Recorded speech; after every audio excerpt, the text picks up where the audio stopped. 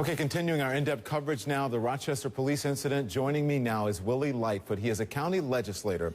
Mr. Lightfoot, thank you for joining us.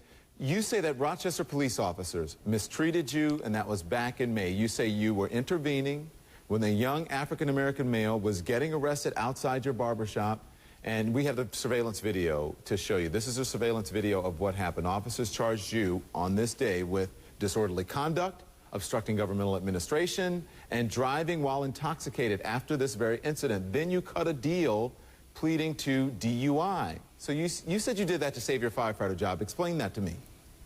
Yeah, first of all, I thank God for being able to be here with you. I also want to say that there were two more charges. There was charge of obscene language, and also failure to blow on a breathalyzer. So there were actually 5 charges that I was charged with.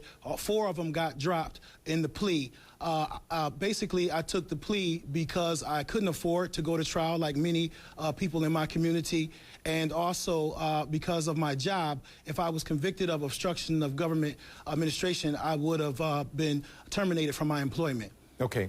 So we reached out to Rochester Police about your situation, and they didn't want to make any further comments. But earlier, Chief Shepard told our affiliate, WHAM-TV, that he encouraged you to continue the complaint process, Mr. Lightfoot, but you dropped your complaint against the police. Why'd you do it?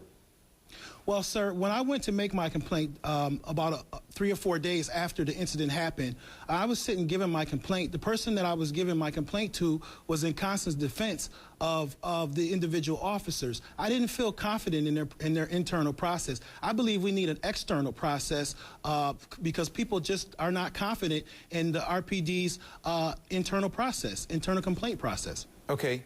So since this incident, yours and Emily Good, or what have you, since this controversy with you, since it began, police behavior has gotten better because people are watching officers more closely, or has it gotten worse because officers are angry now? Which one is it?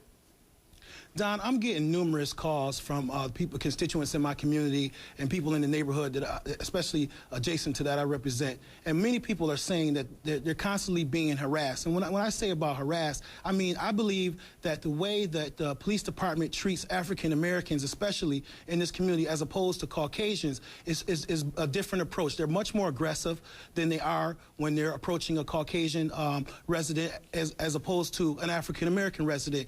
And so I'm hearing nothing but complaints from people in this city. Okay, so Mr. Lightfoot, that was the reason that Emily Good said she recorded that video in her front yard, because she was concerned about racial profiling and police harassment. Do you believe that this is a systematic problem with Rochester police?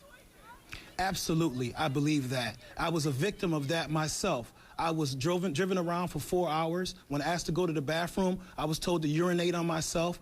I was never told why I was arrested. I was treated like a common criminal and thug. And basically, I've been nothing but an upstanding citizen in this community. I'm a 2-time war veteran. I'm an upstanding citizen, business owner, and I came to the aid of a young man who was in handcuffs, who was being threatened. And I thought that that was wrong. Okay. How do you heard the police chief say, you can't be intervening in police work. If an officer asks you to do something, then you should abide by that, especially if the officer doesn't feel safe. Does that explanation, is that enough for you and for the citizens of Rochester?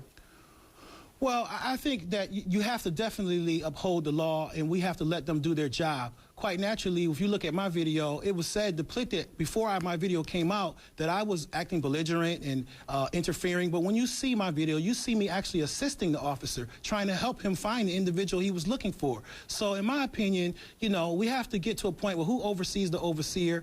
We have to really ask ourselves this question. And no, I don't think it's enough, because they're sworn in to uphold the law. And if they're sworn in to uphold the law and tell the truth, then they have to be accountable as well. All right. Thank you, Willie Lightfoot. And this is a story we're going to continue to investigate. We really appreciate your time.